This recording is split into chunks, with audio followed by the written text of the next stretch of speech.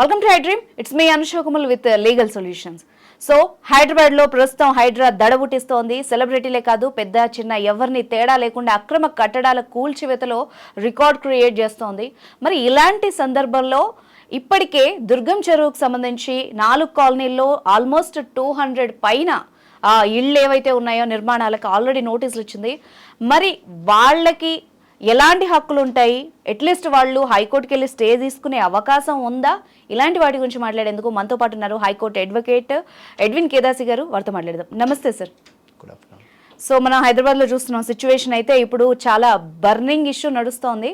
గవర్నమెంట్కి ఏదైతే రైట్స్ ఉన్నాయో కూల్ చేస్తోంది. మరి అందులో ఉన్న వాళ్ళ పరిస్థితి ఏంటి, వాళ్ళకు కూడా ఏమన్నా రైట్స్ ఉంటాయా, ఇది స్టే తెచ్చుకోవడానికి ఇప్పుడు ఎవరికైతే నోటీసులు ఇచ్చారో వాళ్ళు హైకోర్టుకి వెళ్ళే అవకాశం ఉందా, ఉంటే వాళ్ళకి ఏమన్నా ఉపయోగం ఉంటుందా సార్? చూడమ్మా, ఇది ఈ రోజు స్టార్ట్ అయిన ఇష్యూ కాదు.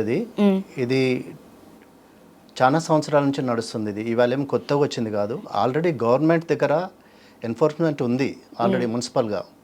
తర్వాత ఏంటంటే ఎన్ఫోర్స్మెంట్ని దాన్ని టెంటికల్స్ ఎస్టాబ్లిష్ చేయాలి, దాన్ని ఇంకా ఎక్స్పాండ్ చేయాలనే ఇంటెన్షన్ తోటి మన గౌరవ ముఖ్యమంత్రి గారు దీన్ని హైడ్రా అనే కొత్త ఏజెన్సీని స్టార్ట్ చేయడం జరిగింది. Hyderabad disaster management and property restoration and reclaiming. This was July 19th రోజు దీన్ని స్టార్ట్ చేశారు. జీవో నంబర్ 99 ప్రకారం దీన్ని ఎస్టాబ్లిష్ చేసినారు. దీంట్లో ఏంటంటే ఎక్కడైతే ల్యాండ్స్ ఎంక్రోచ్ అయినాయో చిన్న పెద్ద తారతమ్యం లేదు, గొప్పవాళ్ళు పేదవాళ్ళు తారతమ్యం లేదు. ఎవరైతే ఇప్పుడు ఒక ప్రాపర్టీ ఒక 2.5 కోట్లకు పోయే ప్రాపర్టీ ఈరోజు అది ₹1 కోటి ఇస్తా అంటున్నాడు బిల్డర్. మన స్వార్థం కూడా ఉంటుంది దాంట్లో. 2.5 కోట్ల ప్రాపర్టీ వాళ్ళ ₹1 కోటి వస్తుందని చెప్పేసి మనం కూడా కొంత స్వార్థంతో దాన్ని మనం కొనటం జరిగింది. దాన్ని రిజిస్ట్రేషన్ చేసుకోవడం జరిగింది, దాని పొజిషన్ తీసుకోవడం జరిగింది, దాంట్లో ఉండటం జరిగింది. కానీ గవర్నమెంట్ ఏంటంటే public safety and public welfare is more important than anybody's personal interest. Public ప్రయోజనం జరిగేది, పబ్లిక్ దీంట్లో గెయిన్ ఉంది అనుకున్న దాంట్లో దానికి అది ఇంపార్టెంట్ గవర్నమెంట్కి. తప్పితే దాంట్లో ఎవరున్నారు, నాగార్జున ఉన్నాడా, లేకపోతే వేముల వెంకటరెడ్డి ఉన్నాడా, లేకపోతే ప్రశాంత్ రెడ్డి ఉన్నాడా, పొలిటీషియన్ ఉన్నాడా, లేకపోతే పాపర్ ఉన్నాడని కాదు అక్కడ.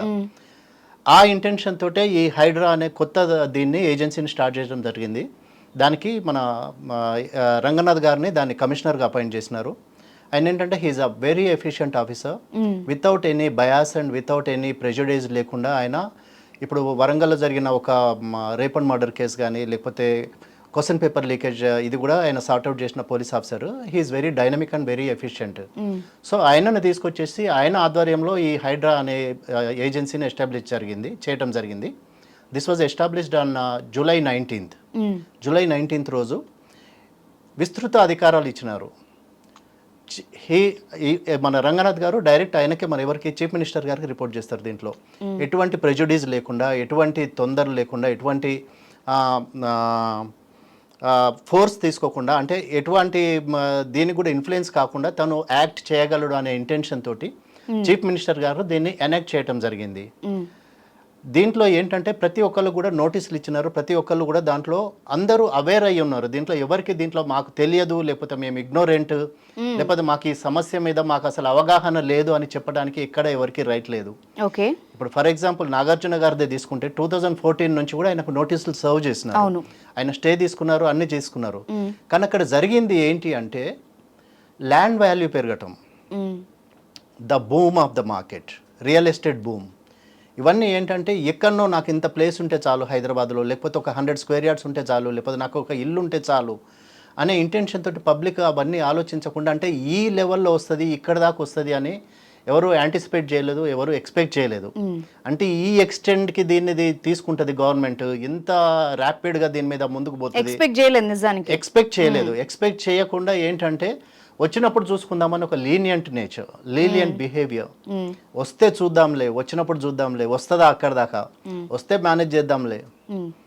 హైదరాబాద్ యాటిట్యూడ్ ఏంటంటే, ఇప్పుడు నా డౌట్ ఏంటంటే ఇప్పుడు ఎవరైతే బాధితులు అని హైకోర్టుకు వెళ్తున్నారో వాళ్ళని కోర్టు ఏ దృష్టితో చూస్తుంది, వాళ్ళకి నిజంగా స్టే ఇస్తుందా? ఒకటి అనుష, ఇప్పుడు దీంట్లో వీళ్ళు ఏమంటున్నారంటే ఎవరైనా కూడా కోర్టును అప్రోచ్ అయ్యే వాళ్ళు, లేకపోతే కోర్టు నుంచి రెమెడీ అడిగే వాళ్ళు, లేకపోతే కోర్టు రిడ్రెసల్ అడిగే వాళ్ళు ఏమంటున్నారంటే మాకు ఇంటిమేషన్ లేదు, మాకు ఇన్ఫర్మేషన్ లేదు, మాకు ఇన్ఫార్మ్ చేయలేదు అని అంటున్నారు. ఓకే. కానీ ఇక్కడ సుప్రీంకోర్టు గైడ్ లైన్స్ ప్రకారం ఏంటంటే అది ఎప్పుడైతే పబ్లిక్ కొరకు పనికొచ్చేది ఉందో, ఎప్పుడైతే పబ్లిక్ ప్రజా ప్రయోజనాల కోసం ఎప్పుడైతే అది పనిచేస్తుందో దానికి గైడ్ లైన్స్ కూడా అవసరం లేదు, దానికి ఎట్లాంటి నోటీస్ ఇవ్వాల్సిన అవసరం లేదని సుప్రీంకోర్టు గైడ్ లైన్స్ ఉన్నాయి. ఓకే. సో దాంట్లో నోటీస్ ఇవ్వాల్సిన అవసరం లేదు. ఇప్పుడు ఎవరైతే ఇప్పుడు ఈ మన మర్రి రాజశేఖర రెడ్డి గారు కానీ, లేకపోతే పల్లరాజేశ్వర రెడ్డి గారు కానీ, అనురాగ్ ఇన్స్టిట్యూషన్స్ కానీ, లేకపోతే వీళ్ళందరూ కోర్టుకి వెళ్ళినప్పుడు కూడా కోర్టు ఏమన్నదంటే హైడ్రా ఏదైతుందో దాని లిమిటేషన్స్లోనే అది పనిచేస్తుంది. ఓకే. వితౌట్ ప్రయర్ నోటీస్ ఇవ్వకుండా, ప్రయర్ ఇంటిమేషన్ లేకుండా, ప్రయర్ ఇది చేయకుండా తాను ఎప్పుడు కూడా యాక్షన్లోకి దిగలేదు. Already all party meeting conduct చేసినారు. ఎక్కడెక్కడైతే ఎఫ్టిఎల్ లెవెల్లో వచ్చింది, లేకపోతే బఫర్ జోన్ లో వచ్చింది, నోటిఫై చేశారు అందరికి. ఎవరికి మాకు ఇంటిమేషన్ లేదనేది తప్పు. అది ఎప్పుడు కూడా మనం కోర్టుని మిస్గైడ్ చేయలేము, మిస్లీడ్ చేయలేము, మేనేజ్ కూడా చేయలేము. ఇవాళ కాకపోయినా రేపైనా కూడా ఫ్యాక్ట్ అనేది ఎప్పుడైనా బయటకు వస్తుంది. ఇప్పుడు ఈ భయపడేది కానీ చేసే వాళ్ళు ఎవరైతే అబోధ ఇది ఉన్నారు, ఇప్పుడు ఎవరైతే వాళ్ళు తప్పు చేసినారో వాళ్ళు భయపడుతున్నారు, తప్పు చేయని వాళ్ళు ఎవరు భయపడలేదు. రైట్? తప్పు చేసిన వాళ్ళే భయపడుతున్నారు, తప్పు చేయని వాళ్ళు ఎవరు భయపడలేదు. ఇప్పుడు ఫర్ ఎగ్జాంపుల్ తీసుకుంటే గండిపేటలో కొన్ని ఫామ్ హౌసెస్ ఉన్నాయి, గండిపేటలో కొన్ని విల్లాస్ ఉన్నాయి. ఆ గండిపేట నుంచి వచ్చే వేస్టేజ్, హ్యూమన్ వేస్ట్ మొత్తం గండిపేట లేక్లోకి విడిచిపెడుతున్నారు. అది ఎంతవరకు కరెక్ట్ అమ్మా? అది హ్యూమన్ వేస్ట్ అనేది దాన్ని త్రూ ప్రాపర్గా దాన్ని ఇది చేయాలి, డిజాల్వ్ చేయాలి. కానీ ఏం చేస్తున్నారు, ఆ వేస్టేజ్ అంతా మొత్తం తీసేసి దాంట్లో కలుపుతున్నారు. ఇప్పుడు అక్బరుద్దీన్ ఓవైసీ గారు వారేదో అన్నారట నిన్న, వాళ్ళు ఏదో థ్రెటన్ చేసినారు లేకపోతే వాన్ చేసినారు అన్నారు. వాళ్ళ ఇంజనీర్ వాళ్ళ కాలేజ్ నుంచి, ఫాతిమా కాలేజ్ నుంచి వచ్చే వేస్ట్ మొత్తం ఆ చెరువులో కలుస్తా ఉంది. How far it's genuine and దాన్ని ఎంతవరకు మనం సమర్థించగలము? నేను అదే మాటకు వస్తున్నా మళ్ళీ. ఏంటంటే ప్రజా ప్రయోజనాలు మనిషి వ్యక్తిగత ఇంట్రెస్ట్ కన్నా ఎక్కువ ఇంపార్టెంట్ ఇక్కడ. ఎనీ గవర్నమెంట్లో లేకపోతే ఏదైనా వ్యవస్థలో కూడా ప్రజా ప్రయోజనాలు ఎక్కువ ఇంపార్టెన్స్ ఉంటుంది అక్కడ. ఒక వ్యక్తి ఇంట్రెస్ట్ లేకపోతే వ్యక్తి సొంత లాభం అనేది అక్కడ చూడదు. కోర్టు దృష్టిలో అయినా లేకపోతే పబ్లిక్ దృష్టిలో అయినా ఎప్పుడైనా కూడా. ఇప్పుడు కె లక్ష్మణ్ గారు వీళ్ళు అప్రోచ్ అయినప్పుడు ఏమన్నారంటే ద హైడ్రా విల్, హైడ్రా ఎవరి మీద పడుతుంది? Unauthorised constructions, illegal constructions. మీరు ఇల్లీగల్ కన్స్ట్రక్షన్ చేసినప్పుడు మీరు కోర్టుకు వెళ్తారు. మీరు కరెక్ట్ ఉన్నప్పుడు, అన్ని కరెక్ట్ ఉన్నప్పుడు వెళ్ళరు కదా. ఇప్పుడు 200 ఫ్లాట్స్ చిత్ర లేఅవుట్ లో 200 విల్లాస్ కి లేఅవుట్ కి దానికి ఇచ్చినారు అని అన్నారు. వాళ్ళందరూ ఏం చేసినారు, ఫస్ట్ ఫ్లోర్ కి ఒకదానికి పర్మిషన్ తీసుకున్నారు, దాని మీద 3 floors రేజ్ చేసినారట. మరి అట్లాంటప్పుడు అది అనాథరైజ్డ్ కదా. ఇప్పుడు మీరు గవర్నమెంట్ ను మిస్లీడ్ చేసినారు, ప్లస్ మున్సిపాలిటీ మిస్లీడ్ చేసినారు. ఎవరు ఆఫీసర్స్ ఉన్నారు, ఆఫీసర్స్ ఎవరైతే మీరు ఆఫీసర్స్ని బ్రైబ్ చేసి మీరు తీసుకున్నారు, ఇప్పుడు ఈ ఆఫీసర్ వచ్చి మీ దగ్గర నిలబడాడు కదా. ఇప్పుడు ఓకే మీరు బ్రైబ్ చేసినారు, బిల్డర్ బ్రైబ్ చేసి ఉండొచ్చు, లేకపోతే మనమే ఒక పర్సనల్ ఇండివిజువల్ కెపాసిటీలో బ్రైబ్ చేసి ఉండొచ్చు, చేసి పర్మిషన్ తీసుకొని ఉండొచ్చు. కానీ at the end of the day ఎవరు సఫర్ అవుతున్నారు? అక్కడ ఆఫీసర్ కాదు కదా. ఆఫీసర్ ఉంటాడు, ఇవాళ ఉంటాడు ఆఫీసర్, రేపు వెళ్ళిపోతాడు. కానీ సిస్టమ్ విల్ రిమైన్ కదా. సిస్టంలో నువ్వు తప్పు చేసినప్పుడు you are liable to take punishment కదా. ఇప్పుడు మీరు ఎప్పుడైతే తప్పు చేస్తున్నారో, తప్పు చేసినప్పుడు మీకు పనిష్మెంట్ అనేది రెడీ ఉంటుంది అవతల. ఇవాళ కాకపోయినా రేపైనా you have to face it. కానీ ఇప్పుడు ఇంత తొందరగా వస్తుంది లేకపోతే హైదరాబాద్లో ఇది జరుగుతుందని ఎవరు ఎక్స్పెక్ట్ చేయలేదు. ఇప్పుడు ఆల్రెడీ మన రంగనాథ్ గారు తన కమిషన్ రిపోర్ట్ సబ్మిట్ చేశారు. ఇప్పటికీ 43 acres ఆఫ్ ల్యాండ్ మేము రికవర్ చేసినాము ఫ్రమ్ ద ఎంక్రోచర్స్ అని చెప్పేసి. అంటే ఎంత పెద్ద అచీవ్మెంట్ అమ్మా ఇది. ఇట్స్ విత్ ఇన్ ఒక 1 month పీరియడ్లో.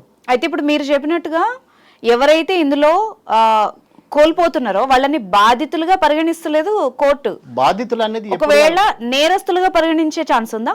నేరస్తులని ఎట్లా అంటాము? ఇప్పుడు బెనిఫిట్ తీసుకున్నాము ఏదో అంటే ఇప్పుడు వ్యక్తిగత, ఇప్పుడు నా పర్సనల్ ఇంట్రెస్ట్ తోటి నేను అదే చెప్తున్నా. మళ్ళీ నేను 2.5 crores వచ్చే విల్లా నాకు 1 crore వస్తుందని అంటే నాకు కొంత లాలుచి, లేకపోతే నాకు కొంత స్వార్థము. అరే నాకు 2.5 crores అంటే నేను ఎక్కడ పూల్ చేయాలా, 1 crore వస్తుంది కదా, కొనేద్దాంలే, వచ్చినప్పుడు చూసుకుందాము, లేకపోతే కోర్టును అప్రోచ్ అయిదాము, లేకపోతే మా లీడర్ ఉన్నాడు, లేకపోతే మా ఎమ్మెల్యే ఉన్నాడు, మా ఎంపీ ఉన్నాడని. కానీ ఇప్పుడు ఇక్కడ ఏంటంటే హైడ్రాకి ఇచ్చిన పవర్స్ తోటి, హైడ్రాకున్న బియాండ్ అసలు అంటే పవర్స్ తోటి ఏంటంటే ఇప్పుడు అది ఎవరిని కేర్ చేసే స్టేట్లో లేదు. అది ఏంటి, నేను ఇది చేయాలి అంతే. ఎప్పుడైతే నువ్వు తప్పులో ఉన్నావో వీఆర్ రెడీ. నువ్వు తప్పు చేసినప్పుడు భయపడాలి. ఇప్పుడు రంగనాథ్ గారు ఒకటే మాట అంటున్నారు, మీరు భయపడాల్సిన అవసరం లేదు. మీరు ఎఫ్టీఎల్లో లేకపోతే బఫర్ జోన్లో లేకపోతే మీరు నాలాలు ఆక్రమించినప్పుడు మీరు భయపడాల్సిన అవసరమే లేదు. మీరు ఎప్పుడు భయపడతారు? మీరు తప్పు చేసినప్పుడు భయపడతారు కదా. మీరు తప్పు చేయనప్పుడు ఆలోచించాల్సిన అవసరమే లేదు. ఇప్పుడు వీళ్ళందరూ ఎందుకు కోర్టును అప్రోచ్ అవుతున్నారు? Because they are at fault, right? Justice Lakshman garu కూడా అదే మాట అంటున్నారు. ఇల్లీగల్ కన్స్ట్రక్షన్స్, అనాథరైజ్డ్ కన్స్ట్రక్షన్స్, ఏదైతే బియాండ్ ఇది ఉందో, లేకపోతే నీవు తీసుకున్న పర్మిషన్ నుంచి బియాండ్ ఉన్నావో, వాళ్ళు నోటీసులో వెరీ క్లియర్గా మెన్షన్ చేస్తున్నారమ్మా. వాళ్ళు ఏమి ర్యాండమ్గా అట్లా పోవట్లేదు. ఏది హైడ్రా ఏం చేస్తుంది, ఏరియల్ సర్వే చేసినారు, గూగుల్ మ్యాప్స్ ఉన్నాయి, గూగుల్ మ్యాప్స్ తోటి ప్రజెంట్ పిక్చర్ తీసుకుంటున్నారు, ప్రజెంట్ స్టేటస్ తీసుకుంటున్నారు, రెండింటి ఎంత ఆక్రమణకు గురైంది కూడా ఇట్లా స్ట్రేట్ గా చూపిస్తున్నారు. రీసెంట్ గా ఒక TV9 ఎక్స్క్లూజివ్ ఇంటర్వ్యూ వచ్చింది, దాంట్లో ఇట్లా ఒక 9 minutes 10 minutes మొత్తం చూపించినారు. ఇగో దీస్ ఆర్ ద ఏరియాస్. మీరు ఇప్పుడు ఎవరు క్వశ్చన్ చేస్తున్నారు, నేను ఎట్లా తెలుసుకోవాలి? వాళ్ళ వెబ్సైట్కి వెళ్ళండి, చూడండి మీరు ఎక్కడున్నారు, FTL లెవెల్లో ఉన్నారా, బఫర్ జోన్లో ఉన్నారా? FTLలో ఉన్నారు, బఫర్ జోన్లో ఉన్నారు, no excuse at all. Okay, straight demolish, buffer straight away bulldozing, అంతే, ఇంకా ఏం లేదు. ఇప్పుడు నాగార్జున గారి కన్వెన్షన్ సెంటర్. సో ఇప్పుడు వీళ్ళు హైకోర్టుకి వెళ్తున్నారు కదా, వాళ్ళు దేనికోసం వెళ్తున్నారు, ఏం ఎక్స్పెక్ట్ చేస్తున్నారు, అక్కడ ఏం జరుగుతుంది, ఏం జరిగేది అని అక్కడ ఏం ఉండదమ్మా. ఎందుకంటే ఇప్పుడు మనం తప్పు చేసినప్పుడు దాన్ని కప్పుపుచ్చుకోవడానికి ఇవన్నీ చేస్తూ ఉంటాము. కానీ వెరీ క్లియర్గా వాళ్ళు మెన్షన్ చేస్తున్నారు, చెప్తున్నారు. ఏమంటున్నారు, నువ్వు అనాథరైజ్డ్ కన్స్ట్రక్షన్ అయితే అసలు దానికి అక్కడ నీకు అసలు ఎట్లాంటి రెమెడీ లేదు. From the chance illegal construction అయినా, అనాథరైజ్డ్ కన్స్ట్రక్షన్ అయినా, డీవియేషన్లో ఉన్నా, నువ్వు నువ్వు ఇది చేసినా కూడా, ఎక్కడ మిస్గైడ్ చేసినా కూడా నీకు అక్కడ ఏమి ఎక్స్క్యూజ్ లేదు. ఇప్పుడు నాగార్జున గారు స్టే ఆర్డర్ తీసుకొచ్చుకున్నారు. స్టే ఆర్డర్ తీసుకొచ్చుకునే లోపల వాళ్ళది ఎంతైతే బఫర్ జోన్లో ఉందో, వాళ్ళది ఎంతైతే ఫుల్ ట్యాంక్ లెవెల్లో ఉందో అంతవరకే డిమాలిష్ చేసినారు. మిగతా 7 acres జోలికి పోలేదు కదా. అవును, ఏదైతే నువ్వు 3 acres 30 గుంటస్ ఏదైతే ఎంక్రోచ్ చేసినావో అక్కడి వరకే వాళ్ళు వెళ్ళినారు. దాని బియాండ్ వెళ్ళలేదు కదా. అక్కడి వరకు నీకు అవతల నీకు కరెక్ట్ పట్టదారు పాస్బుక్ ఉంది, లేకపోతే నీ ల్యాండ్ రిజిస్ట్రేషన్ అయింది, దట్స్ ఓకే ఫైన్. అక్కడి వరకు దట్స్ ఓకే ఫైన్. కానీ మీరు తెలిసి తప్పు చేయటం తప్పు కదా. ఓకే, మీరు తెలియక తప్పు చేసినారంటే అది వేరే విషయము. అండ్ ఇప్పుడు ఇన్ని సంవత్సరాల నుంచి ఆల్మోస్ట్ ఒక 10 to 12 years నుంచి కొన్ని వేల కోట్లు సంపాదించుకొని ఉండొచ్చు దాని మీద. రఘునందన్ రావు గారు తను అదే మాట అంటారు, ఇప్పటి వరకు కలెక్ట్ చేసింది మొత్తం గవర్నమెంట్కి పే చేయాలని. అది అంటే ఓన్లీ కాంగ్రెస్ గవర్నమెంట్ అనే కాదమ్మా, ఎవరికైనా కూడా law is the same. And ఇప్పుడు ఈ ఏజెన్సీ హైడ్రా ఏదైతే ఉందో, నాకు కాంగ్రెస్ కాదు, బీజేపీ కాదు, బీఆర్ఎస్ కాదు, లేకపోతే MIM కాదు, ఎవరు కాదు. తప్పు చేసిన వాళ్ళు అందరూ ఈక్వల్ బిఫోర్ ద లా. లా ముందు అందరూ సమానమే. మీకేమి ఎక్సెప్షన్ లేదు, లేకపోతే మీకేమి ఎగ్జంప్షన్ లేదు. నేను ఎవరిని స్పేర్ చేయనని అంటున్నారు. అండ్ ఆయనకు అట్లాంటి అధికారం ఇవ్వబడింది. ప్లస్ ఆ లా కూడా ఆ జీవో కూడా అదే దీంట్లో తీసుకురాబడింది. దాన్ని చాలా మంది ఛాలెంజ్ చేసినారు, హైడ్రాను కూడా చాలా మంది ఛాలెంజ్ చేసినారు. కానీ దాంట్లో ఏమి లొసుకులు ఏం లేవు, లేకపోతే అదేమి అన్యాయంగా చేయట్లేదు. ఇప్పుడు రామ్నగర్ నుంచి వాలంటీర్గా వచ్చేసి రంగనాథ్ గారిని కలిసినారు, సార్ మీరు రావాలా మా ఏరియా చూడాలని. ముషీరాబాద్ నుంచి వచ్చినారు. ఇప్పుడు చాలా ప్రాంతాల నుండి వాళ్ళే స్వచ్ఛందంగా వచ్చి అడుగుతున్నారు. ఒకవేళ వీళ్ళు చేసేది అన్యాయము, లేకపోతే వీళ్ళు చేసేది చట్టబద్ధత లేదు, లేకపోతే వీళ్ళు చేసేది చట్ట విరుద్ధము అంటే పబ్లిక్ ప్రొటెస్ట్ వస్తుందమ్మా. పబ్లిక్ రేజ్ని ఎవరు ఆపలేరు. అవును, పబ్లిక్ రేజ్ వచ్చినప్పుడు ఎవరు ఆపలేరు. కానీ పబ్లిక్ సపోర్ట్ చేస్తుంది, పబ్లిక్ అడుగుతుంది. కాబట్టి ఇప్పుడు ఇది రేవంత్ రెడ్డి గారి ఇంటికి పోయే ఇది కాదు 43 acres, లేకపోతే గవర్నమెంట్కి వచ్చేది కాదు, లేకపోతే ఎవరిది కాదు. It's public land, right? Government land is public land. ఇప్పుడు 43 acres ఆఫ్ ల్యాండ్ అంటే అదేం చిన్న ఇది కాదు కదమ్మా. ఇప్పుడు నాగార్జున గారు ఎంక్రోచ్ చేసిన ల్యాండ్ వాల్యూ ఒక ఎకరము 100 crores అట. Per acre 100 crores. మరి ఇప్పుడు ఇన్ని సంవత్సరాలు దాని మీద నుంచి తీసుకున్న ప్రాఫిట్స్, దాని మీద వచ్చిన ఇదంతా ఎవరిది? అది పబ్లిక్ మనీ కదా. అవును, మరి అట్లాంటప్పుడు నేను చట్టానికి అబైడ్ అయి ఉంటాను, నేను చట్ట ప్రకారం చేస్తున్నట్టు ఎట్లయితే చెప్పది. Right, thank you very much అండి, చాలా క్లియర్గా ఎక్స్ప్లెయిన్ చేశారు. Thank you. రైట్ అమ్మా.